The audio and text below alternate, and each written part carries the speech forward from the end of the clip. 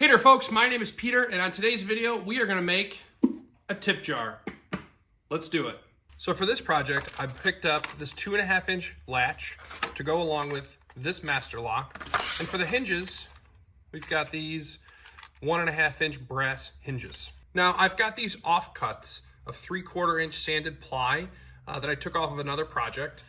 Unfortunately, they do have pocket holes on the inside, and for some of them, we're not going to be able to get rid of them entirely, which is to say, like, the final product will be a bit taller than this. But you won't see them, obviously, the pocket holes. You'll see they'll be on the inside. We do have to get these old brad nails off of here, but that's easy, and that's actually why I have my safety goggles on.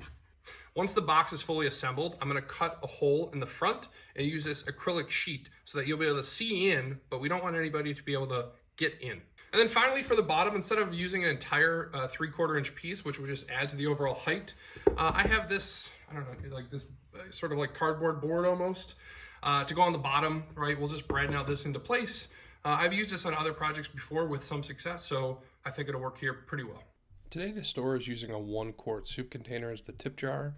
This is about twice the size of that, and I think it'll work well for the final dimension of our piece.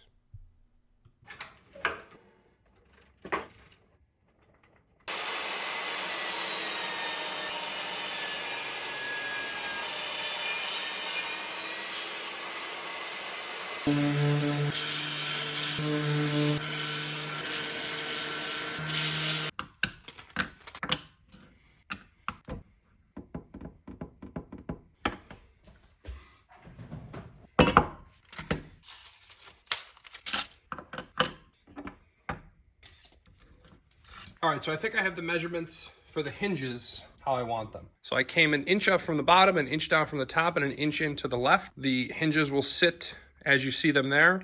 I originally also came in an inch in from the right, but I don't think that's enough clearance for my the latch post there. So I came an 1.5 inches in from the right.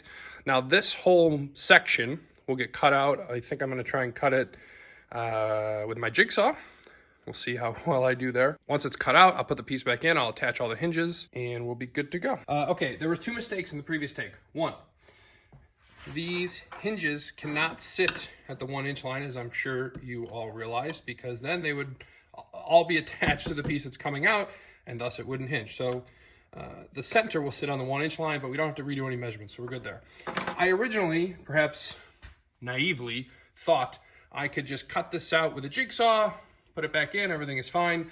There might be a way to do that, but I don't know what it is, and maybe there's a better tool for it, but I also don't know what that is. So I'm gonna drill four holes, cut it out with a jigsaw, this piece going in the dumpster. Then I will cut a new piece on the table saw to fit this box and set it in. I think that'll be better because I don't know how to start this blade without it, so we're gonna go with that.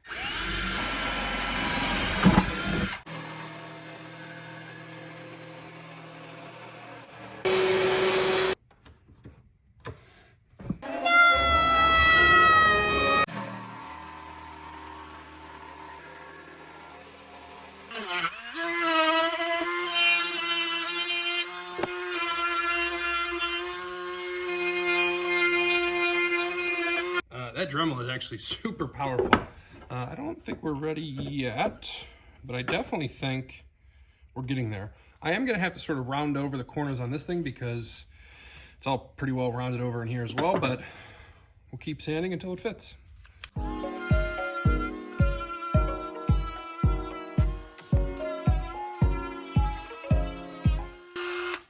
Okay. After a lot of sanding, actually so much sanding that the battery on the Dremel died, although that's actually one of my first times using the tool, and I found it to be honestly quite powerful. So we have this square that's not quite square. This is definitely square. It's a 6x5, and then we sanded it down quite a bit, and it fits pretty nicely in there. So from there, I'm going to attach the hinges as well as our latching mechanism. Actually, it's going to go like that. And then this piece of the build will be complete.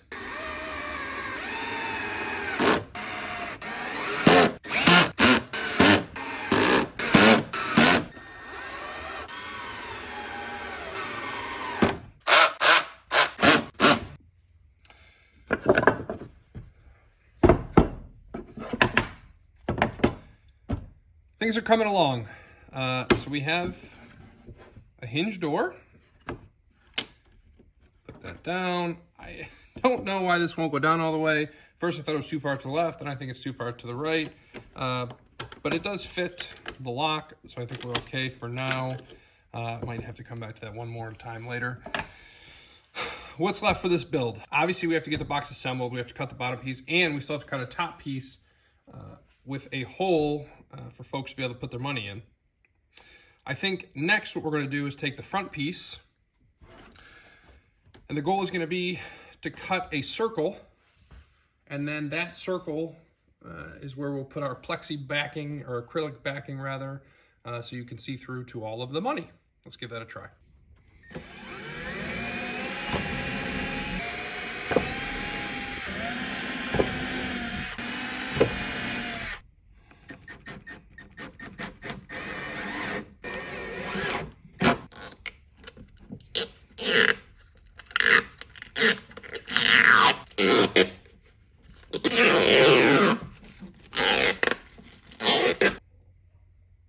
So I'm applying the wood glue to the edge. Then I'm going to attach my piece, try to clamp it down, and then once it's clamped down, I can throw some brad nails in there. Really, this first piece is the only difficult one, just because I have nothing to go off of.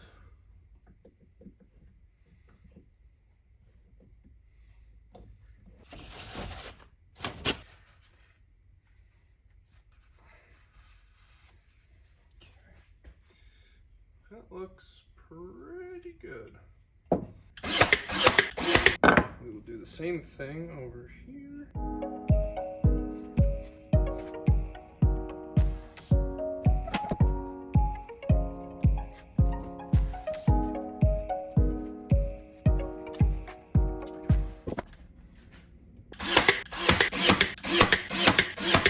Nice. Well, it's starting to look like something. So you should be able to see the money that's on the inside. Around back, you can open the door, take the money out.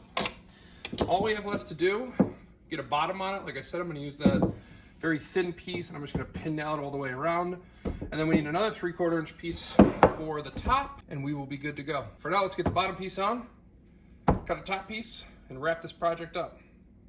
Got our bottom piece cut. Just gonna lay it over top here. To attach this, I'm just using my 23 gauge pin nailer.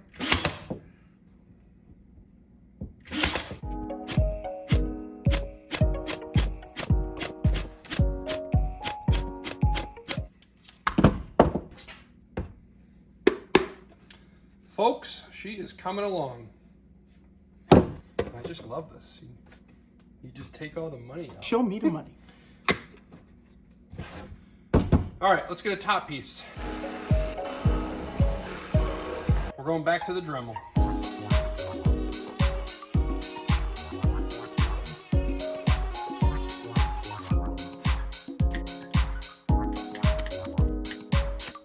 Well, it's super functional.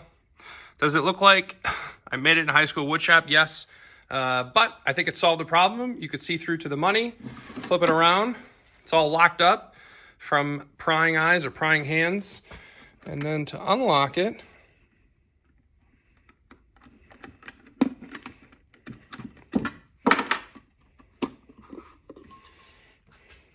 voila.